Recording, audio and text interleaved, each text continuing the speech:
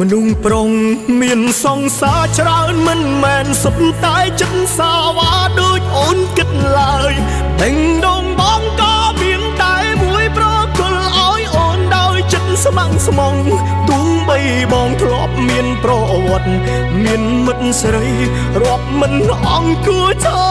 រខ្វល់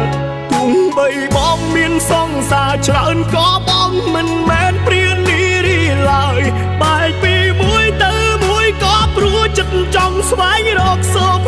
មង្គលម្នាក់នោះគឺជារូបនិមលដែលបងចង់ប្រគល់ឲ្យគ្រប់